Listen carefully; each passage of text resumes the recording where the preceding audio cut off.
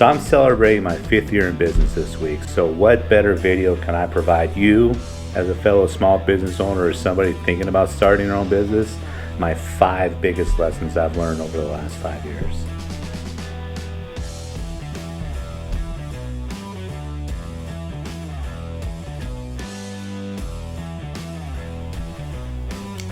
Hey, I really appreciate your time with Sean Campbell Marketing Group. And for the last 5 years, I've been working as a social media marketer for a number of small businesses, both local here in Southern Arizona, and I got a few clients from coast to coast. So I wanted to put together a video for you with the 5 biggest lessons that I've learned over the last 5 years. And probably the biggest, the most impactful of this lesson, let's start off with it right away. No, the last one's going to be the best, but this one is right up there. It's your strategic partnership. It's your inner circle. You know, who are you doing business with? Who are you collaborating with? / who are the people that you hang out with as well? So as you go further and further into business, and by the way, do you like the new glasses? This is the first video I've done with glasses on. Just picked them up this week as well. Big, huge week for me. 5 years in business, wearing glasses, a little bit of this, a little bit of that. Anyway, getting back.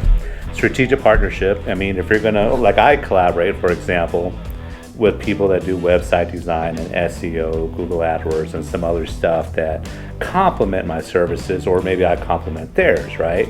For example, a business coach or a business consultant may call me as someone to assist them in helping their client reach their goals, right? So those people, though, I mean, I really have become very, very particular on who I collaborate with, because indirectly and directly, it's a reflection on me. Even if they white label it, I really need to work with partners that are understand what I do, that listen to what I do, and that we get along well, but have the standards and values that you have as well, because ultimately someone's going to find out that you're collaborating with somebody, whether it's white label or not, and it's a direct reflection on your brand. You want that to be a positive reflection though, right? So that, and this is all one together. So your strategic partnerships and your inner circle. Who are you hanging out with after hours, so to speak? I say after hours because I really don't have any after hours. I'm always working. But who are those people that you work with when you're maybe having cocktails with some clients, or maybe at a networking type of function or environment or whatnot, right? Who are those people that you surround yourself with? That's just as important. Those people need to be positive. They need to have a good mindset. They need to present themselves just, as well as you do. And they got to be people that compliment you and support you in what you do. And then when people that cherish your goals as much as you do, right? And that's hard to find. And sometimes if you really look at that, the people on the inner circle side, there may not be that many. You may have more fingers on your hand than people that are really in your inner circle, but that's okay. So first of the 5 biggest things that I've learned, your strategic partnership and your inner circle, they need to be strong. You're not going to get away from hearing about social media from the person who makes his living from social media marketing and talking about the 5 biggest things that I've learned. But really, I mean, I've learned, and I kind of did this from the onset, but I do this even more on a bigger scale now. You got to have an omnipresence, whether, you can't just be on one platform, right? You can't just be on Facebook. You can't just be on Instagram. There's very few businesses that are really, one platform will apply. One platform is enough, so to speak. But you really need that omnipresence, whether it's Facebook, LinkedIn, Instagram, Twitter, on YouTube, whether or not you want to call this a social media platform or not, it's not really, but you got to have that omnipresence, your email marketing campaign. If there's one thing I wish I would have started from day one, it was my email marketing campaign, but I didn't. I kind of waited till I was a year or 2 in, which was a mistake. These are the lessons learned, right? So you got to make it seem as if you're everywhere and really, put content out there that get people engaged. There is no better feeling when you are at a networking event, or maybe on a Zoom call these days, right? Or somewhere, and you run into somebody and they say, I know you from somewhere. I recognize you from somewhere.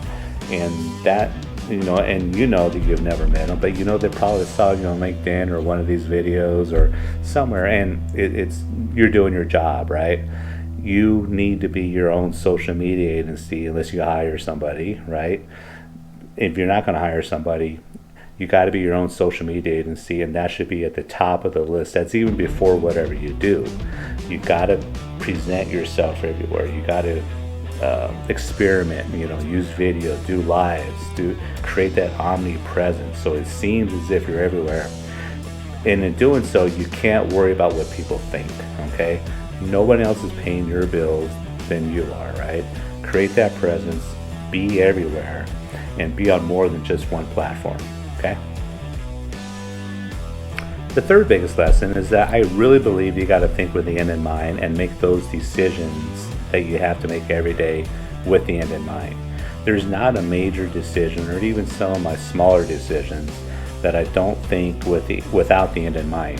Who am I a year from now, 3 or 5 years from now? And does this decision that I'm making affect that person? Okay, I always think of it this way as well. It's like, okay, I want to do something for myself today that me a year from now is really going to say, he was a cool dude for doing that, right? Think with the end in mind. Think positive as well. I'm kind of clumping this together. And with a quick story of that, I was working out of basically Starbucks and these local coffee shops for the first couple of years of business, almost the first 2 full years. And there's one day I was walking down the street off of Congress in downtown Tucson, and I looked up, and not knowing that these were offices up there, I told myself, I want to act as if my office is up there. Right off Congress is one of the main streets downtown, overlooking the Rialto Theater, which is overlooking the Hotel Congress, right next to the Rialto Theater, which is an historic, part of downtown Tucson. And I said, I want an office right there, not knowing that those were offices and they were available. And when the time came by, and when I had that income coming in, and I was able to afford one of those offices up there, my office was right where I was pointing and looking at. So you got to think with the end in mind. You got to think positively. You got to act as if you're already there. And it sounds corny, it sounds a little zenny, new agey, but if you act as if you're that person, inevitably you will reach your goals, okay? If you could see the rest of my office right now, it's beautiful, it's gorgeous. I've worked very, very hard for it, right? But I always saw myself in an office like this, with my podcast equipment, with the lights, and kind of a studio, with just everything around me. I always envisioned it. Right now, what I'm envisioning is a little bit bigger, but I'm making my decisions based off of who I am 3-5 years from now. Think with the end in mind. Number 4 is a big one. It's not sexy, it's not hot or anything, but it's a big one. You got to know your numbers, right? You got to be a nerd when it comes to your numbers. With the money coming in, what you're investing in, does it make a good sense? What type of investment in your business is it? What's it going towards? How much money do you have in a bank? You got to know all your numbers, what your profits are, what are the expenses, the hidden expenses behind everything you do.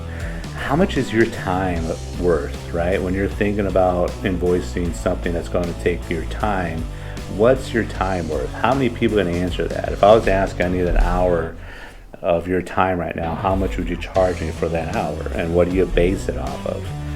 This one it's something that I'm still learning every day. And I have some people around me that I always pick their brains on and how they kind of run their business from that aspect. They're very nerdy number crunching geeks, which is great because I'm not the nerdy crunching geek, but that's something that I really, really need to know. If you ever watch Shark Tank, and if you ever want to invest or have someone invest in your company, which inevitably for a lot of us, that's kind of the end game, isn't it? How much am I going to sell my business for? If I needed to bring on an investor, what are my numbers? So you got to know your numbers kind of inside and, well, maybe not that inside and out, but you got to know where to find them on your desktop, right? You got to be able to pull up the right reports and be able to say, yep, this is how much money I made this month, this was my expenses, this was my profit, and these are different ways that I could be more profitable, as a business. But you got to know before you invest in something what type of return, like the camera that I'm talking to you right now. Why did I invest that much money? How is that going to give me a return? Okay, so you got to know your numbers. And as promised, number five is the big one. Number five is the biggest one for me, and this is something that almost on a daily basis I bring up the Pareto Principle. This is the 80-20 rule, right? And a lot of small businesses have no idea what the 80-20 rule is, right? Or how it really applies to your business. I just had a meeting with a client, just right where you're sitting from. And we're talking about a few things. This is actually a new client that's going to start in January. And we're talking about our marketing budgets and where that goes towards. This one's a brand new client. They're debuting a product here in a few months, and it's brand new, so they don't know that 20%. They have an idea of what that audience is going to look like, but inevitably, or when it gets to that point, how you suggested that they spend most of their marketing time and money to that 20% of their core clients that are going to be bringing in 80% of the revenue.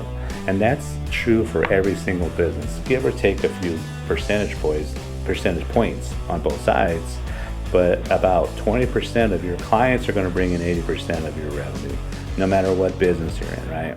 So what does that mean? What does that mean to me? What does that mean to you? What that means to you is like you can't be looking for the new client or new customer all the time.